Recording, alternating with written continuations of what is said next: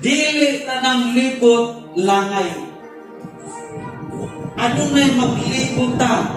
Nga madali yan. O dili tanang laktod dali. Doon ay laktod na narugan.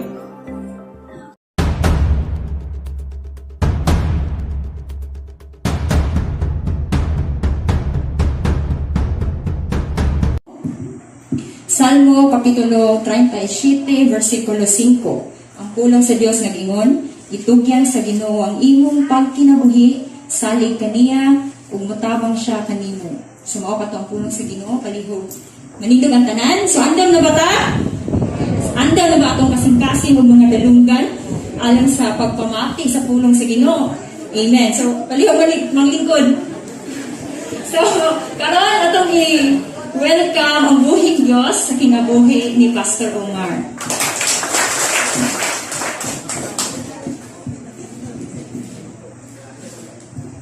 Kini nga bersikulo niyo siya, o ang Diyos mutabang. Isa, itugyan sa Ginoo ang pagkinabuhi, unya dayon, salig kaniya, isa, o ang Diyos mutabang. Kapalo pa mo, igsuon nga ang Diyos, dili siya maulahi sa iyang panabang nato. Dili siya malit sa iyang pagtabang nato.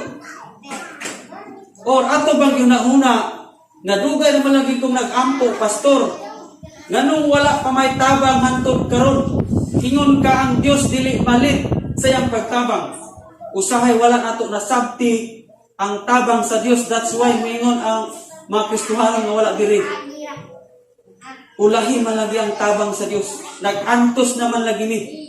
Usa pa niabot ang tabang. Pero tagaan ta mo teksto o istorya sa Biblia para ma-prove sa Ginoo, i-prove sa Ginoo nga God never late in helping us. Wala siya malit sa pagtabang nato. Now, mutuo ka ba nga sa wala pa ang problema, hanay na ang solusyon sa Dios sa imong problema? Amen. Nya nalit ba ang Dios nga sa wala pa magani ka nagproblema, gihanay naman dahil niya ang solusyon? So dili siya malit. Kaso lang, kita mga tao, sama mang gutag slow motion. Kamantay ka naman tanaw salida nga slow motion, dugay kayo nag-act ang tao, ga slow motion. Pero ang Dios, di ba, Bible ngayon, sama lang tayo lumigas? No? Nawat ibang diri naglatay ang lumigas nya mayon ang Ginoo alihan ni ka diri wa pa ka naabot diri alihan na ka. Ang pag-act mo nato dili man gud ta pareho sa Ginoo. Muna nga ang Dios siya ang nasayod, siya ang mapa, siya ang nagdalas mapas tong kinabuhi. Kabalo sa nga niining dapita niining ursaha, no?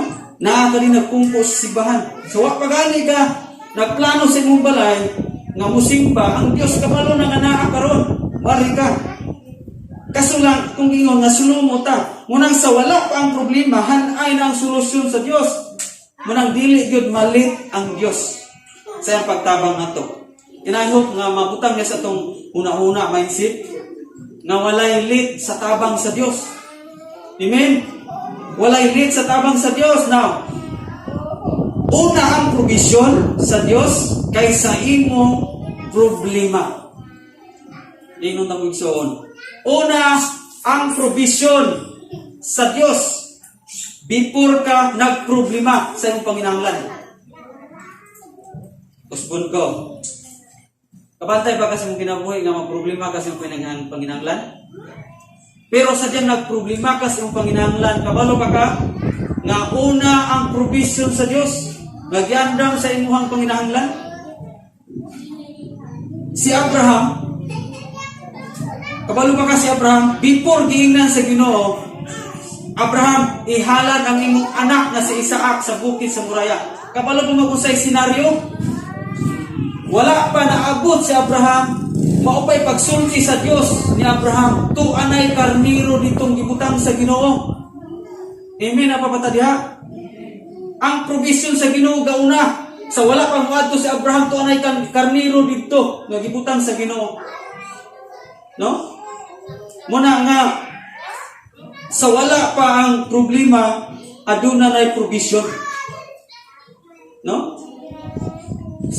Sa dihang nagplano ka, nagproblema ka, kay mukuha kag motor, kato na mag-motor. Kabalo ba mo, kasi dyan nagkuha mong motor, na problema mo sa balayran? Kabalo ang Diyos sa balayran. Amen? Mo nang nakakuha kag motor, kay ang Diyos ang mubayad, anak. Amen? Solusyon niya para paingon sa imuha. Dili man kung ikaw mo nagbayad doon. Ang Diyos manggol, kay ang provision niya man. Kay ang 5,000 bitaw, nagipakaon ni Jesus, nabala ka ang matinunan. Pero si Jesus wala, kalma lang.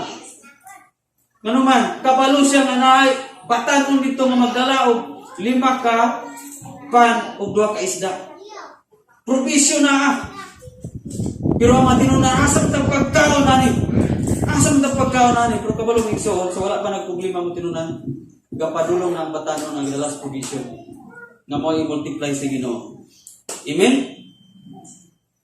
Isa may nagproblema diri kasawa. Kabalo ba ka nga giandaman na kas Ginoo? Amen? Katong nagproblema og bana. Kabalo ba ka giandaman na sa Ginoo? Amen ba? Muna nga kung unsa may mga okasyon kabalo ta nga ang Dios na ay provision. Muna bit ko mabala karong last Sunday of June. Kabalo ko nga manggawas gyud ang provision sa last Sunday of June. Sa ang last Sunday of June? Everybody's birthday. Kaon. Siguro ang uban na problema sa lugar mong ipagkaon bukas na. Pero kabalo ba ka nga ini ka June mo gawas ra? Ini ka last Sunday tingala kang naara ma-provide ra. To di ang Dios mo nagtukod sa ato ang provision. Amen. Napa, sa wala pa ang problema, ang Diyos giunhan na kabantay ka sa kinabuhi ni Jonah. Wala ba na mo usisaha nga ang isda na nagtukob ni Jonah gauna didto gisit up dan sa Ginoo? Kay kabalo na ang Ginoo na si Jonah ni against na niya, ni sukwahi na niya. That's why gipauna niya ang dakong isda dito daw samag. Kung imo gulabay daw samag, nagsabot ang Ginoo ang isda, dakong isda. Isda. Ulat lang ka diha. Kay si Jonah nga nagsalikoy nako kapadulong na diri, nagsakay og barko. Hindi na itong senaryo ba? And then siguro ang isda niya, sige Lord, magulat ko diri. Kanus aman na ba na maabot si Jonah? Kanus am na maabot si Jonah? Daw sabag yung Ginoo. Isda. Ulat lang. Kaya wa pag-iitsa si Jonah. Amen? Wa na itong senaryo. Di dito nagugot na kay usog na ang balod. Actually, si Jonah giitsa gyud. Iyon na yun ang isda. Maon na ni Lord.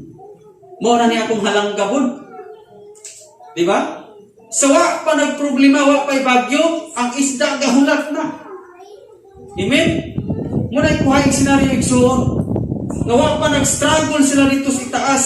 Ang isda, Dris August, iprepara na sa Ginoo para musalo ni Jonah. Yung anak ko ta. So, wala pa na nag-struggle, gisit up na daan sa Ginoo ang solusyon sa atong struggle. Kaso lang, ang mga Christian nga wala din wala mutugyan silang kinabuhi, wala musalig sa Diyos. That's why wala nila napitin ang solusyon na naan na diay. Amen? Ayun, mabutang rin mga nauna nga naan na diay solusyon. Sa wala pa ang COVID, gisit up na sa Diyos ang panabang. Amen? Now, sa wala pa ang COVID, gisit up na daan sa Diyos ang tanang tabang. Kapila man ka ng hinabangin. Hindi ka nakahanap na namatan from pandemic. Kung napag yung maabot ni mong matabang. Amen?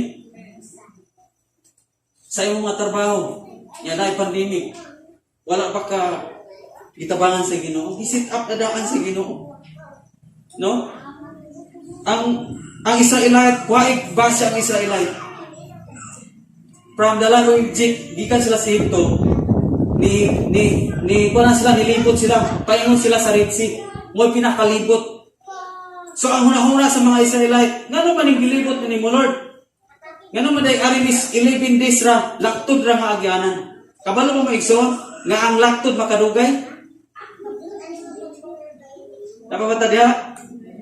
Ang laktod makadugay, pero ang libot makadali. Now, pag mulaktod sila, gugdon sila Israelita, gugdon sila sa mga sinugon sa Piro, kato mga sundalo, dugay mamatay ang mga sundalo sa ito. Amen? Kung manglaktod sila, o adto sila sa kalibunan, dugay mamatay ang mga sundalo sa ito. Kaya magsige pag sinumukay ang kalibunan na nagsanay. Yung bang na-imagine? That's why gilibot sila sa Red Sea. Nga naman, ang libot, dali ang pagpatay sa mga sundalo sa ito. Usa lang katikyop sa tubig, hurot o kamatay. Dali. Munang, dili tanang libot, langay. Ano na'y maglibot ta na mo dali yan? O dili tanang laktod, dali. Dunay laktod na nadugay. Amen? Munang ayaw pang laktod sa Kristohanon. Sometimes, manglaktod ta. Ganahan kung madali na yun ba ng panalangin sa Ginoo? Ayaw pagdali sa imong gipangayo. Kanus ama na gihatag sa Ginoo. Huy, gihatag na nadaan. Ang imuha lang butog yan ka ug musalig sa Ginoo. Amen. No. Muna nga og bangayo kas Ginoo, imong usbon imong mindset. Imong usbon imong pinulungan. Og bangayo kas Ginoo o bani og pasalamat. Amen. Nangayo kas Ginoo og silpon. Lord, tagay ko silpon, salamat Ginoo kay imo na ning gihatag. Hallelujah. Lisod kayo i-practice sa mga Kristohanon. Kanang mangayo ka rin magpasalamat sa wala. Pero yan ang 1 Thessalonians 5:17 o 18. In everything give thanks. Supoy sa unsang dangat ug sa usang buhaton magpasalamat ka. No? Usahay ang Christian ug naay mag-declare panalanginan kas Ginoo sa imong katawa bata. Panalanginan dagay. Da bisa man nagkaagi ini. Makamotor ka brad. Katawa ra. Salamat dagay. Nindo kag trabaho, i-promote kas trabaho brad, katawa. Kabantay ba mo kasi Sarah mo na inahitabo ni Sarah? Pag-ingon sa Ginoo, kini mong asawa nga Abraham sunod tuig mga anak ni agop og katawa si Sarah. Unsa may buto sabot nato? Wala siya nagpasalamat o wala niya ga-acknowledge nga ang Dios provide na daan. Amen? Kabalo ba ka nga taguang kan palakas imong inahan? Kabalo na siya kinsay ma-partner nimo. Muna akong ingon nga ang Dios dili mali. Dili siya mamlahi. Gaslo mo lang ta nga mga tao, pero ang Dios dili mali. So ayaw katawi kung dunay mag-declare nimo o blessing. I thank you Lord.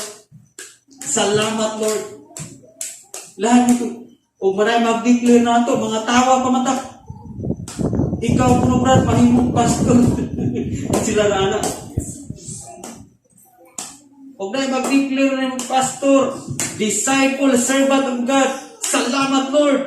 Praise God, thank you Lord. Dili kay o ang reaction na ito, na mag-declare, mumuro, mukatawa, dagat kay reaction. Ang Diyos, dili maulahin. Amen? Muna nga, kung nakaproblema ka ron, kabalo pa ka nga na ang solusyon? Christian, isa may nagproblema diya, isang kamo, isa may na mga problema diya. Lawa, may problema? Maong walay solusyon. Basta na ay problema, na ay solusyon. Isa na ay problema diya. Amen? Na ay solusyon, yan daw na sa Ginoo. Pero kung sa iyong bato nigsaon, ito yan, kung isalig sa Ginoo ang iyong kinabuhi. Kung mawala ng duha, ayaw na lang pag-speak sa ikatulog na tabangan kas Ginoo. Kay ang tabangan sa Ginoo kadto lang nagtugyan o nagsalig kani. Ang panlipdan lang sa Ginoo ang nagtugyan silang kinabuhi o nagsalig kani. So dili malit ang tabang sa Dios. So God bless the busy family.